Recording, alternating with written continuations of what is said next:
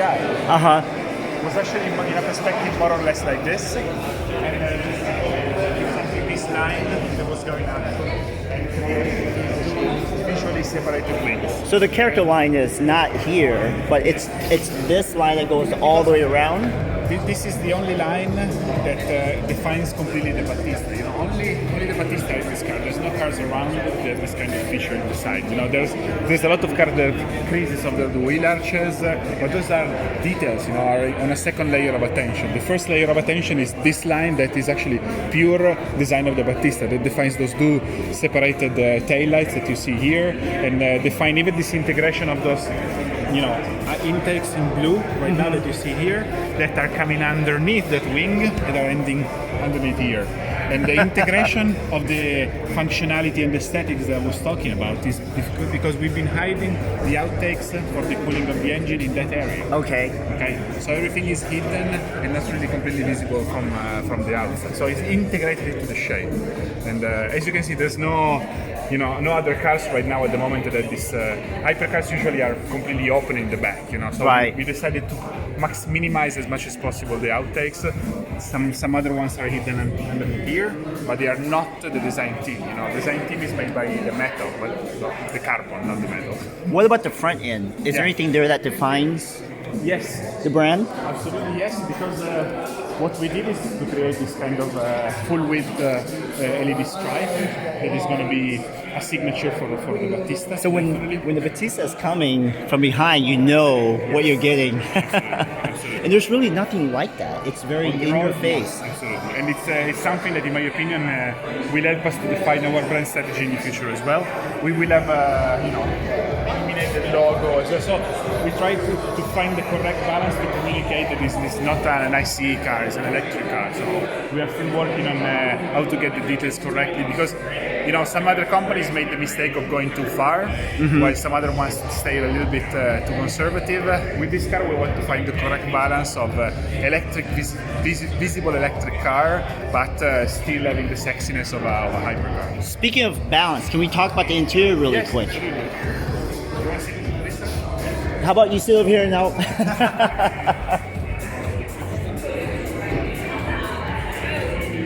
How does one open the door?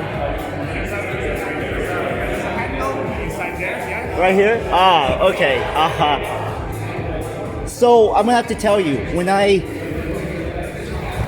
sat in here earlier, and the door was closed, and when you open the door, it gives you this mechanical, surreal, sensorial experience that is quite amazing. Absolutely, yes. It's something that, in the end, the phygital work of this car between physical and digital, it's something that is very important, because all this technology of the digital screen and thing is together with what's happening inside, but you still need to have some kind of mechanical bits, that move. Can we close the door really quick? Yes, go for it. Yeah, a little bit of power. There you go. Takes a little bit of muscle. Yeah, exactly. So I noticed the drive mode is on the left-hand side. Yes, absolutely here.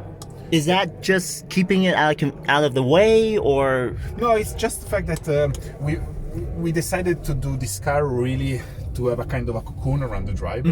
As you can see, you fit perfectly with your elbow and arms inside this kind of two negative shapes that you're here, and everything is really close to your perfect ergonomic position. So because. Can you imagine driving a car with 1900 brake horsepower? Can you imagine doing 0 to 300 kilometers per hour in less than 12 seconds? You need to be focused. Right. This is what we thought. Okay. So I don't want. Sometimes when you see cars with screens that are huge and you have to, search for things around the car, it's not something that becomes intuitive. So having everything that is really close to your hands, so not to be distracted. You need to. I don't know, change the radio station or change the setting of a car. You can do it. And easily. they're touch. The displays are touch. So my understanding is the left-hand side is for performance. Yes. More or less. This is media, climate, and all the kind of. And then things. the center is your speedometer. Exactly, and center speedometer and basic navigation indication. And so everything is here. So around you and around the driver. This is why we decided to use those two rotors. Got it. To have everything in control. Everything is around you. So you rethink everything. how much of this was brought in from the history? I think that in general, like Paolo Pininfarina was saying in the video before, the general thing that we brought from the history is the approach to the project, the approach to the innovation of cars, so this is the basic. That is the core. Exactly. The approach to the history of what makes the brand. Not really, taking one line of an old car and repeat it in an easy way, it in a way. But thinking in an innovative way. So this is what we. Can you tell me a little bit about the key? This is That's quite interesting. It's integrated. Yes, absolutely. This because again, when you go fast, you need to have a nice place to put it, and this is replicating a little bit the two wings that you see in the back of the car, and then we have the F logo. So in a, let's say, in a very speed form way, this is this is the glass in the cabin of the car with the two wings.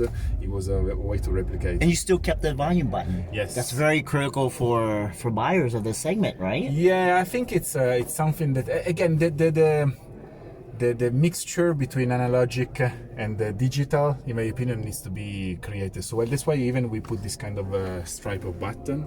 So you can, from here, you can raise and lower the side mirror, the side glasses. Oh, so it's all here as well. It's all there. So we think that the balance of the digital and the physical needs to be, defined completely. So we didn't want everything to be digital, and we kept something physical, like for example this button. Yes, why not? From the engagement of the sound of the engine. Yeah. It's omitted. Yeah, it's. I have to say, we are working hard on that. You are? Okay. Yes, because to make that connection.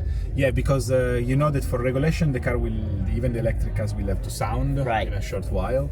I really would like to find some emotional link.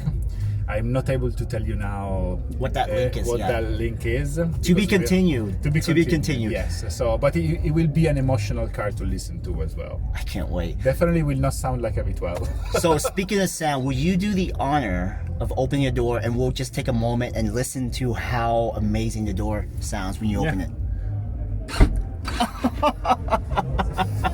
That mechanical sound is so good. I just can't get over how good that sounds. Oh, this is good.